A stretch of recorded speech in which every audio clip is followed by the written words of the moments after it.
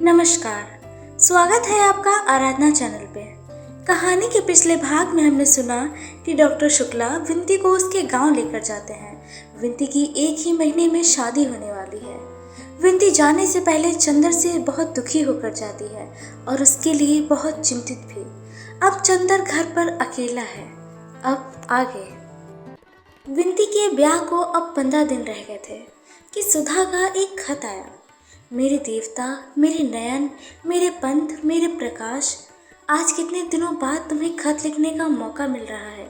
सोचा था विंती के ब्याह के महीने भर पहले गाँव आ जाऊंगी तो एक दिन के लिए तुम्हें आकर देख जाऊंगी, लेकिन इरादे इरादे हैं और जिंदगी जिंदगी। अब सुधा अपने जेठ और सास की लड़की की गुलाम है। ब्याह के दूसरे दिन ही चले जाना होगा। तुम्हें यहाँ बुला लेती, लेकिन यहाँ बंधन और पर्दा तो ससुराल से भी ज़्यादा बदतर है। मैंने विंती से तुम्हारे बारे में बहुत पूछा, वह कुछ नहीं बताई। पापा से इतना मालूम हुआ कि तुम्हारी थीसिस छपने को गई है, कन्वोकेशन नज़दीक है। तुम्हें याद है, वादा था कि तुम्हारा गाउन पहनकर मैं फ़ोटो खिंचवाऊंगी। वह दिन याद करती हूँ तो जाने कैसा होने लगता है। एक कन्वोकेशन की फ़ोटो खिंचवाकर ज़रूर भेजना। क्या तुमने विंती को कोई दुख दिया था? विंती हरदम तुम्हारी बात पर आंसू भर लाती है। मैंने तुम्हारे भरोसे विंती को वहाँ छोड़ा था। मैं उससे दूर, माँ का सुख उसे मिला नहीं, पिता मर गए। क्या तुम इसे इतना प्यार भी नहीं दे सकते? मैंने तुम्हें बार बार सहेज दिया था। मेरी तंदुरुस्ती अब कुछ कुछ ठीक है, लेकिन जाने कैसी है। कभी कभी सिर में दर्द होने लगता है, जी मचलाने लगता है। आजकल वह बहुत ध्यान रखते हैं, लेकिन वह मुझको समझ नहीं पाए। सारे सुख और आज़ादी के बीच मैं कितनी असंतुष्ट हूँ, मैं कितनी परेशान हूँ। लगता है हजारों तूफान हमेशा नसों में गहराया रहता है। चंदर, एक बात कहूँ, अगर बुरा न मानो तो? आज शादी के 6 महीने बाद भी मैं यही कहूँगी कि चंदर, तुमने अच्छा नहीं किया। मेरी आत्मा सिर्फ तुम्हारे लिए बनी थी। उसके रेशे में वे तत्व हैं जो तुम्हारी ही पूजा के लिए थे। तुमने मुझे दूर फेंक दिया, लेकिन इस दूरी के अंधेरे में भी जन्म जन्मांतर तक भटकती हुई सिर्फ तुम्ही को ढूंढूंगी, इतना याद रखना। और इस बार अगर तुम मिल गए तो जिंदगी की कोई ताकत, कोई आदर्श, कोई सिद्धांत, कोई प्रवंचना मुझे तुमसे अलग नहीं कर सकेगी। लेकिन मालूम नहीं पुनर्जन्म सच है या झूठ। अगर झूठ है तो सोचो चंदर कि इस अनादिकाल के प्रवाह में सिर्फ एक बार मैंने अपनी आत्मा का सत्य ढूंढ पाया था और अब अनंत काल के लिए उसे खो दिया। अगर पुनर्जन्म नहीं है तो बताओ मेरे देवता, क्या होगा? करोड़ों सृष्टियाँ होंगी, प्रलय होंगे और मैं अतृप्त चिंगारी की तरह असीम आकाश में तड़पती हुई अंधेरे की हर परत से टकराती रहूंगी, न जाने कब तक के लिए। ज्यों ज्यों दूरी बढ़ती जा रही है, त्यों त्यों पूजा की प्यास बढ़ती जा रही है। काश मैं सितारों के फूल और सूरज की आरती से तुम्हारी पूजा कर पाती। लेकिन जानते हो मुझे क्या करना पड़ रहा है? मेरे छोटे भतीजे नीलू ने पहाड़ी चूहे पाले हैं। उनके पिंजरे के अंदर एक पहिया लगा है और ऊपर घंटियां लगी हैं। अगर कोई अभागा चूहा उस चक्र में उलझ जाता है तो ज्यों ज्यों छूटने के लिए वह पैर चलाता है, त्यों त्यों चक्र घूमने लगता है, घंटियां बजने लगती हैं। नीलू बहुत खुश होता है, लेकिन चूहा थक कर बेदम होकर नीचे गिर पड़ता है। कुछ ऐसे ही चक्र में फंस गई हूँ चंदर। संतोष सिर्फ इतना है कि घंटियां बजती हैं तो शायद तुम उन्हें पूजा के मंदिर की घंटियां समझते होगे, लेकिन खैर, सिर्फ इतनी प्रार्थना है चंदर कि अब थक कर जल्दी ही गिर जाऊं। मेरे भाग्य, खत का जवाब जल्दी ही देना। मम्मी अभी आई या नहीं? तुम्हारी जन्म जन्म की प्यासी सुधा। चंदर ने खत पढ़ा और फौरन लिखा, प्रिय सुधा, तुम्हारा पत्र बहुत दिनों बाद मिला। तुम्हारी भाषा वहाँ जाकर बहुत निखर गई है। मैं तो समझता हूँ कि अगर खत कहीं छिपा दिया जाए तो लोग इसे भी किसी रोमांटिक उपन्यास का अंश समझे, क्योंकि उपन्यासों के ही पात्र ऐसे खत लिखते हैं, वास्तविक जीवन के नहीं। खैर, मैं अच्छा हूँ। हर एक आदमी जिंदगी से समझौता कर लेता है, किंतु मैंने जिंदगी से समर्पण कराकर उसके हथियार रख लिए हैं। अब किले के बाहर से आने वाली आवाज़ें अच्छी नहीं लगती, न खतों के पाने की उत्सुकता, न जवाब लिखने का आग्रह। अगर मुझे अकेला छोड़ दो तो बहुत अच्छा होगा। मैं विनती करता हूँ, मुझे खत मत लिखना, आज विनती करता हूँ, क्योंकि आज्ञा देने का अब साहस भी नहीं, अधिकार भी नहीं, व्यक्तित्व भी नहीं। खत तुम्हारा तुम्हें भेज रहा हूँ। कभी जिंदगी में कोई ज़रूरत आ पड़े तो ज़रूर याद करना, बस इसके अलावा कुछ नहीं। अपने में संतुष्ट, चंद्र कुमार कपूर। उसके बाद फिर वही सुनसान जिंदगी का ढर्रा। खंडहर के सन्नाटे में भूल कर आई हुई बांसुरी की आवाज़ की तरह सुधा का पत्र, सुधा का ध्यान आया और चला गया। खंडहर का सन्नाटा, सन्नाटे के उल्लू, गिरगिट और पत्थर कांपे और फिर मुस्तैदी से अपनी जगह पर जम गए। और उसके बाद फिर वही उदास सन्नाटा, टूटता हुआ सा अकेलापन और मूर्छित दोपहरी के फूल सा चंदर। नवंबर का एक खुशनुमा बिहान, सोने के कांपते तारे सुबह की ठंडी हवाओं में उलझे हुए थे। आकाश एक छोटे बच्चे के नीलम नैनों की तरह भोला और स्वच्छ लग रहा था। क्यारियां शरद के फूलों से भर गई थी और एक नई ताजगी मौसम और मन में पुलक उठी थी। चंद्र अपना पुराना कत्थई स्वेटर और पीले रंग के पश्मीने का लंबा कोट पहने लॉन पर टहल रहा था। छोटे छोटे पिल्ले धूप पर किलोल कर रहे थे। सहसा एक कार आकर रुकी और पम्मी उसमें से निकल पड़ी और कुंवारी हिरनी की तरह दौड़कर चंदर के पास पहुंच गई। हेलो माय बॉय, मैं आ गई। चंदर कुछ नहीं बोला। आओ ड्राइंग रूम में बैठो, उसने उसी मर्दा सी आवाज में कहा। उसे पम्मी के आने से कोई प्रसन्नता नहीं हुई। पम्मी उसके उदास चेहरे को देखती रही, फिर उसके कंधे पर हाथ रखकर बोली, क्यों कपूर, कुछ बीमार हो क्या? नहीं तो, आजकल मुझे मिलना जुलना अच्छा नहीं लगता, अकेला घर भी है, उसने उसी फीकी आवाज में कहा। क्यों, मिस सुधा कहाँ है? और डॉक्टर शुक्ला? वे लोग मिस बिंती की शादी में गए हैं। अच्छा, उसकी शादी भी हो गई? डैम इट, जैसे ये लोग पागल हो गए हैं। बर्टी, सुधा, बिंती। क्यों, मिलते जुलते क्यों नहीं तुम? यूं ही मन नहीं होता। समझ गई, जो मुझे 3-4 साल पहले हुआ था। कुछ निराशा हुई है तुम्हें? पम्मी बोली।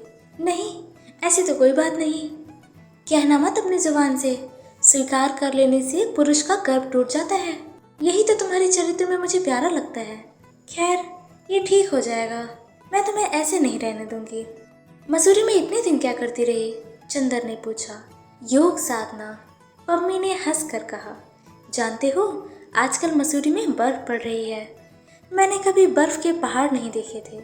अंग्रेजी उपन्यासों में बर्फ पड़ने का जिक्र बहुत सुना था, सोचा देखती हूँ। क्या कपूर, तुम खत क्यों नहीं लिखते थे? मन नहीं होता था। अच्छा, बटी की शादी कब होगी? चंदर ने बात टालते हुए कहा। हो भी गई, मैं आ भी नहीं पाई कि सुनते हैं जेनी एक दिन बटी को पकड़कर खींच ले गई और पादरी से बोली, अभी शादी करा दो। उसने शादी करा दी। लौटकर जेनी ने बर्टी का शिकारी सूट फाड़ डाला और अच्छा सा सूट पहना दिया। बड़े विचित्र हैं दोनों। एक दिन सर्दी के वक्त बर्टी स्वेटर उतार कर जेनी के कमरे में गया तो मारे गुस्से के जेनी ने सिबा पतलून के सारे कपड़े उतार कर बर्टी को कमरे से बाहर निकाल दिया। मैं तो जब से आई हूँ रोज नाटक देखती हूँ। हाँ देखो, ये तो मैं भूल ही गई थी। और उसने अपनी जेब से एक पीतल की छोटी सी मूर्ति निकालकर मेज पर रखी। एक भूटिया औरत इसे बेच रही थी। मैंने इसे मांगा तो वह बोली, ये सिर्फ मर्दों के लिए है। मैंने पूछा क्यों? तो बोली, इसे अगर मर्द पहन ले तो उस पर किसी औरत का जादू नहीं चलता। वह औरत या तो मर जाती है या भाग जाती है या उसका ब्याह किसी दूसरे से हो जाता है। तो मैंने सोचा तुम्हारे लिए लेती चलूं। चंदर ने देखा, वह अवलोकितेश्वर की महायानी मूर्ति थी। उसने हंसकर उसे ले लिया, फिर बोला, और क्या लाई अपने लिए? अपने लिए एक नया रहस्य लाई हूँ। क्या? इधर देखो मेरी ओर, मैं सुंदर लगती हूँ। चंदर ने देखा, पम्मी 18 साल की लड़की सी लगने लगी है। चेहरे के कोने भी जैसे गोल हो गए थे और मुंह पर बहुत ही भोलापन आ गया था। आंखों में कुंवारापन आ गया था। चेहरे पर सोना और केसर, चंपा, हर सिंगार घुल मिल गए थे। सचमुच पम्मी, लगता है जैसे कौमार्य लौट आया है तुम पर। तो परियों के कुंज से अपना बचपन फिर चुरा लाई क्या? नहीं कपूर, यही तो रहस्य लाई हूँ हमेशा सुंदर बने रहने का, और परियों के कुंजों से नहीं, गुनाहों के कुंजों से। मैंने हिमालय की छाह में एक नया संगीत सुना कपूर, मानसलता का संगीत। मसूरी के समाज में घुल मिल गई और मादक अनुभूतियां बटोरती रही बिना किसी पश्चाताप के। और मैंने देखा कि दिनों दिन निखरती जा रही हूँ। कपूर, शारीरिक संबंध इतनी बुरी बात नहीं जितना मैं समझती थी। तुम्हारी क्या राय है? हाँ, मैं देख रहा हूँ कि शारीरिक संबंध लोगों को उतना बुरा नहीं लगता जितना मैं समझता था। नहीं चंदर, सिर्फ इतना ही नहीं, अच्छा मान लो। जैसे तुम आजकल उदास हो और तुम्हारा सिर इस तरह अपनी गोद में रख लूं तो क्या कुछ संतोष नहीं होगा तुम्हें? और पम्मी ने चंदर का सिर सचमुच अपने शौशांदोलित वक्ष से चिपका लिया। चंदर झल्लाकर अलग हट गया। कैसी अजब लड़की है। थोड़ी देर चुप बैठा रहा, फिर बोला, क्यों पम्मी, तुम एक लड़की हो। मैं तुमसे कुछ पूछता हूँ, क्या लड़कियों के प्रेम में शारीरिक संबंध अनिवार्य है? हाँ, पम्मी ने स्पष्ट स्वरों में जोर देकर कहा। लेकिन पम्मी, मैं तुमसे नाम तो नहीं बताऊंगा, लेकिन एक लड़की है जिसको मैंने प्यार किया, लेकिन शायद वह मुझसे शादी नहीं कर पाएगी। मेरे उसके कोई शारीरिक संबंध भी नहीं है। क्या तुम इसे प्यार नहीं कहोगे? कुछ दिन बाद जब उसकी शादी हो जाए तब पूछना, तुम्हारा सारा प्रेम मर जाएगा। पहले मैं भी तुमसे कहती थी पुरुष और नारी के संबंधों में एक अंतर जरूरी है। अब लगता है ये सब एक भुलावा है, अपने से पम्मी ने कहा। लेकिन दूसरी बात तो सुनो, उसी की एक सखी है, वह जानती है कि मैं उसकी सखी को प्यार करता हूँ, उससे नहीं कर सकता। कहीं शारीरिक संबंध की तृप्ति का सवाल नहीं, फिर भी वह मुझे प्यार करती है। तुम इसे क्या कहोगी? चंदर ने पूछा। ये और दूसरे ढंग की परिस्थिति है। देखो कपूर, तुमने हिप्नोटिज्म के बारे में नहीं पढ़ा। ऐसा होता है कि अगर कोई हिप्नोटिस्ट एक लड़की को हिप्नोटाइज कर रहा है और बगल में एक दूसरी लड़की बैठी है जो चुपचाप ये देख रही है, तो वातावरण के प्रभाव से अगर ऐसा देखा जाता है कि वह लड़की भी हिप्नोटाइज हो जाती है, लेकिन वह एक क्षणिक मानसिक मूर्छा होती है जो टूट जाती है, पम्मी ने कहा। चंदर को लगा जैसे बहुत कुछ सुलझ गया है। एक क्षण में उसके मन का बहुत सा भार उतर गया। पम्मी, मुझे तुम ही एक ऐसी लड़की मिली जो साफ बातें करती हो और एक शुद्ध तर्क और बुद्धि के धरातल से। बस मैं आजकल बुद्धि का उपासक हूँ, भगवान से चिढ़ है। बुद्धि और शरीर, बस यही दो आदमी के मूल तत्व हैं। हृदय तो दोनों के अंतः संघर्षों की उलझन का नाम है, पम्मी ने कहा और सहसा घड़ी देखते हुए बोली, 9 बज रहे हैं। चलो 9:30 बजे मैटिनी है, आओ देख आए। मुझे कॉलेज जाना है, मैं जाऊंगा नहीं कहीं। आज इतवार है प्रोफेसर कपूर। पम्मी चंदर को उठा कर बोली, मैं तुम्हें उदास नहीं होने दूंगी मेरे मीठे सपने। तुमने भी मुझे इस उदासी के इंद्रजाल से छुड़ाया था, याद है ना? और चंदर के माथे पर अपने गर्म मुलायम ओठ रख दिए। माथे पर पम्मी के ओठों की गुलाबी आँख चंदर की नसों को गुदगुदा गई। वह क्षण भर के लिए अपने को भूल गया।